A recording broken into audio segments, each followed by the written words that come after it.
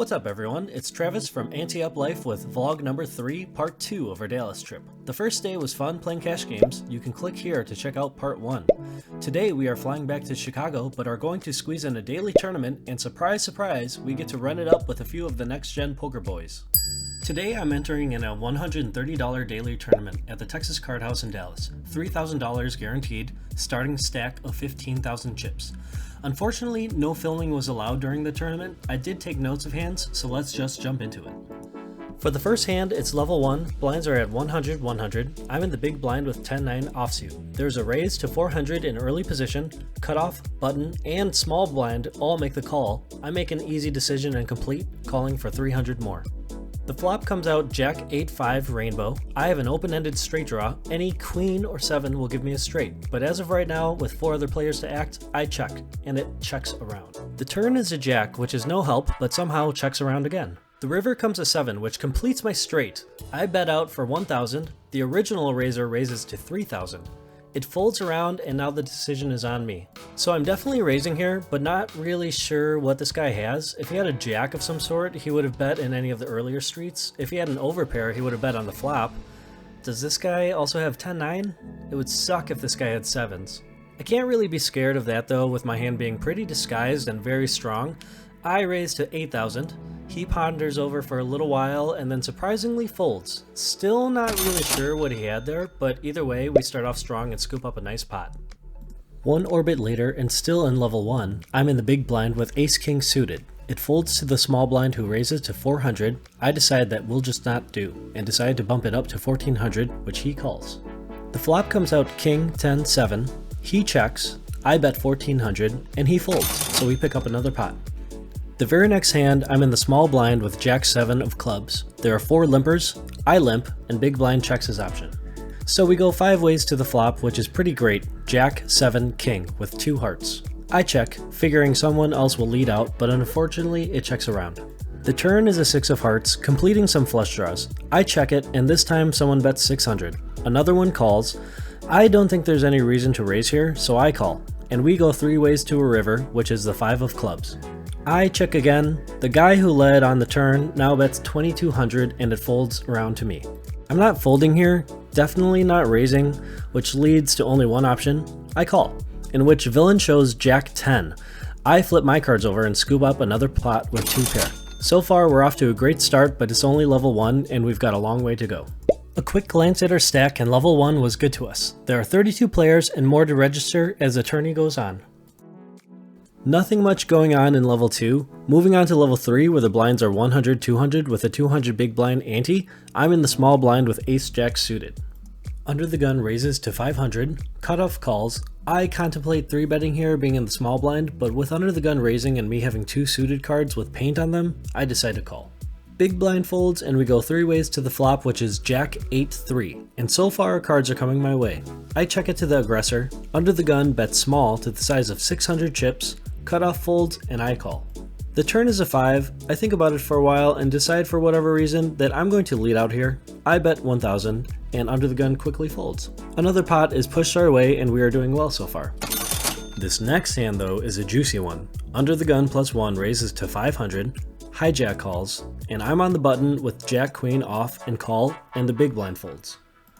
The flop comes out Queen Jack 8. Pretty amazing for us, especially when the pre-flop aggressor bets 800 and the hijack calls. I think we're just going to start getting money into it, so I raise to 2,600. It's on to the pre-flop aggressor, and this is where it gets really interesting.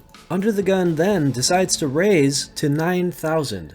Hijack folds, and it's on to me. Okay, first off, this guy seems like a pretty competent player, and with him raising pre, leading into 2 players on the flop, then re-raising my raise on the flop, wow. As a quick side note, one of the reasons why I started this vlog is so I can hold myself accountable and really dive into my hands and study them. This is one of those spots where now that I'm analyzing everything, I made a mistake here that cost me a good chunk of chips. The issue here is that I have to call 6,400 more for what will be almost a 22,000 chip pot. However, 2 pair is definitely not winning here. I would definitely need to hit a queen or a jack to have any chance of winning this hand. The odds are just not right for me to call 6,400 more here. I should be folding. As you can probably guess, I end up calling and the turn is a 9. Under the gun goes all in for 16,000 more, and I fold my hand.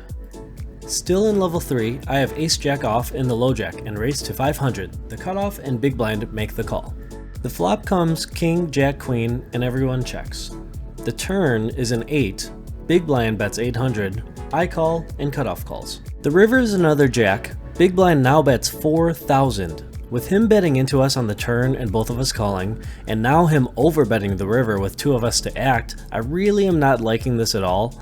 Raising is out of the question, as I'm not going to get worse hands to call or better hands to fold. One thing I did notice was that once big blind put his bet in, cutoff organized his cards together like he's about to fold. With hopefully him not doing anything crazy, I decide to make the call. Cutoff does end up folding and big blind turns over king 8, so we end up dragging in a nice, hefty pot.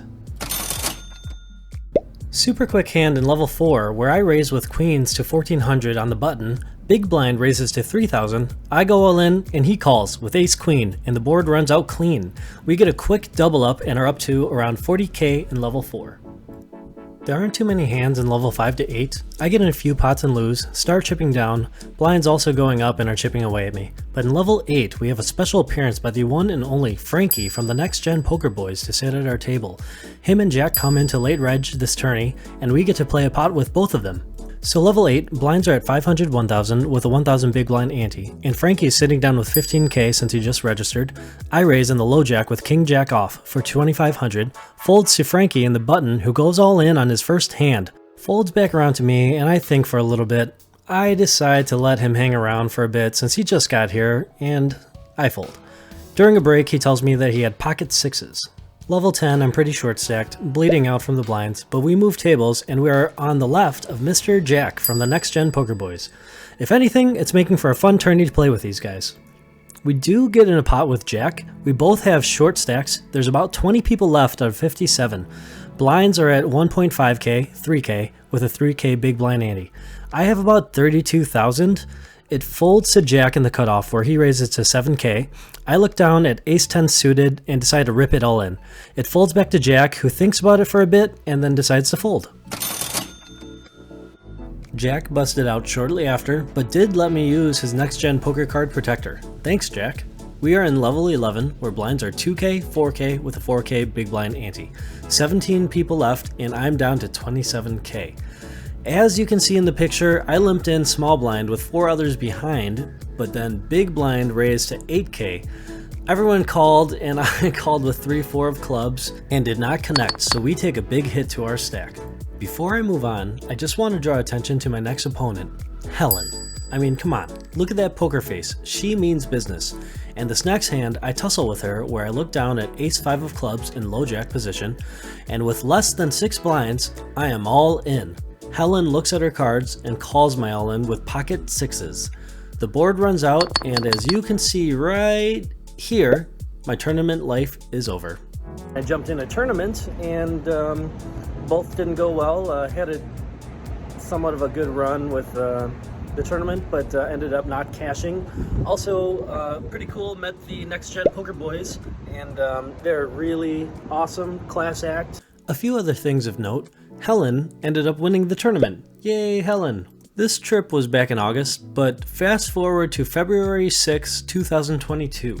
My guy, Michael, aka Pokerski on Instagram, played in the Bigger One tournament at TCH Dallas that had 335 total players. Michael battled all the way for a 2-way chop for a split first place finish with a huge cash. Congrats, Michael, on the win. Looking forward to many more. That's it for Dallas trip and vlog number 3. The next vlog is one where we don't travel anywhere. There's a Super Bowl poker tournament in my hometown, Kenosha, Wisconsin. Look for that in the near future. Until then, thanks for watching.